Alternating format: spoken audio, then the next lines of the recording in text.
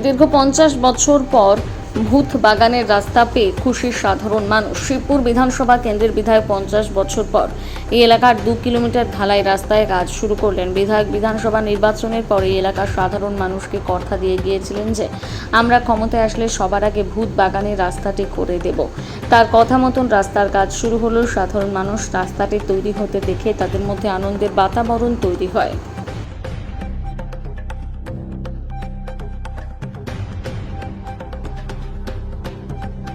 খুবই আনন্দিত লাগছে, কারণ বিগত 50 বছর আমাদের জন্ম থেকেই আমরা দেখে আসছি এগুলো কচের রাস্তা ছিল, আমাদের পড়ে গিয়ে অনেক পা হাত পা কেটেছে অনেক বাচ্চার।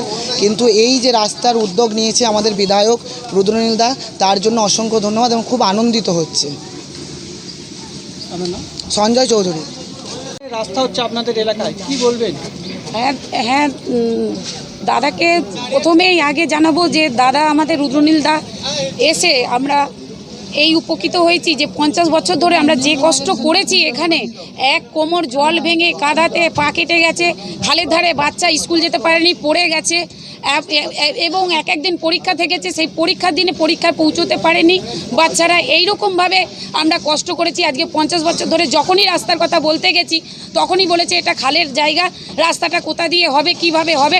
আমরা কোনোভাবে এই রাস্তাটাকে দেখতে পাইনি সঠিকভাবে। আজকে যেভাবে আমরা দেখতে পাচ্ছি রাস্তা হচ্ছে, আমরা সবাই খুব আনন্দিত যে এই রাস্তাটার ওপর দিয়ে আমাদের বাচ্চা কাচ্চা স্কুল কলেজ এবং কাজে কর্মে আমরা সঠিক টাইমে পৌঁছতে পারবো, বাচ্চারাও স্কুলে যেতে পারবে, কলেজে যেতে পারবে।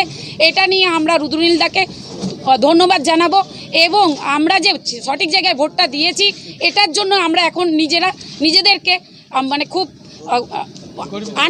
আনন্দিত পাচ্ছি যে ভোটটা আমরা ভুলভাল জায়গায় দিইনি। এটাই আমাদের বক্তব্য ছিল।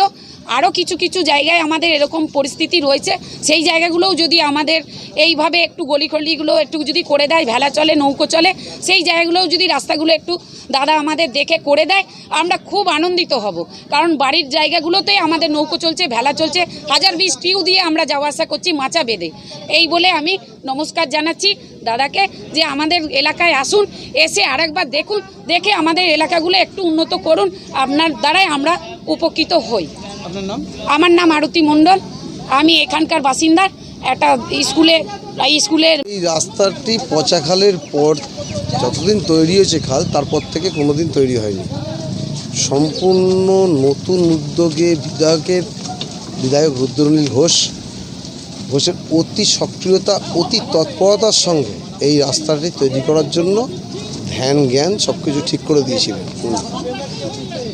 এই রাস্তাটি বন্ধ হয়ে গেছিল হতে হতে, এবং যদি আমাদের বিধায়কের সক্রিয়তা না থাকতো রাস্তাটি সম্পূর্ণ হতো না।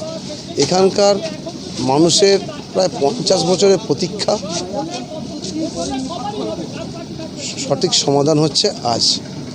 এখানে কচ ফেলার রাস্তা ছিল, যে কচটা ঢালাই ঘরের কচ, কাঁচের মতো ফালা হয়ে থাকতো, সেই ফালার মধ্যে দিয়ে মানুষ হাঁটতো, মানুষের হাত পা কেটে ফালা হয়ে যেত, বাচ্চা ছেলেরা স্কুলে যেত, মেয়েরা স্কুলে যেত, সেই স্কুলে যাওয়া বন্ধ হয়ে যেত বর্ষাকাল পড়লে। এরা রাস্তা ছিল না, এটা ছিল মৃত্যু যন্ত্রণা, নরক যন্ত্রণা। সেখান থেকে মানুষ সঠিক জায়গায় ভোট দিয়ে সঠিক লোককে এনেছে, রুদ্রনীল ঘোষকে এনেছে। ওনার সক্রিয়তা আমরা দেখতে পাচ্ছি এই রাস্তা তৈরি করার মধ্য দিয়ে। কত বছর ধরে রাস্তাটা ছিল না? আর 50 বছর পরে নতুনভাবে রাস্তা তৈরি হচ্ছে। এর আগে কোনোদিন এর রাস্তা ছিল না।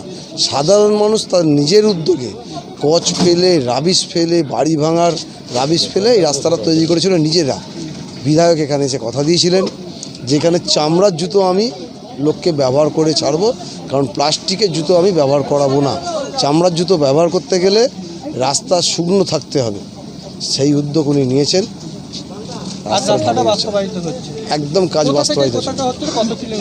550 মিটার রাস্তা হবে এখান থেকে টোটাল, যেখান থেকে শুরু হবে ও পিছন দিকে যাবে কদম গাছ আছে একটা, কদম গাছের গোড়া থেকে পাড়াটা পাকাপোল পর্যন্ত, ভূত বাগানে পাকাপোল পর্যন্ত হচ্ছে। এটা সাধারণ মানুষের ক্ষেত্রে অত্যন্ত উপকারী কাজ হচ্ছে। আপনারা সাধারণ মানুষের সঙ্গে কথা বললেই বুঝতে পারবেন যে মানুষের কতটা খুশি, কতটা আনন্দিত এই রাস্তাটা শুরু হওয়ার জন্য। আপনার নাম? মনোজ গোস্বামী। আপনি? আমি 50 নম্বর ওয়ার্ডের বাসিন্দা।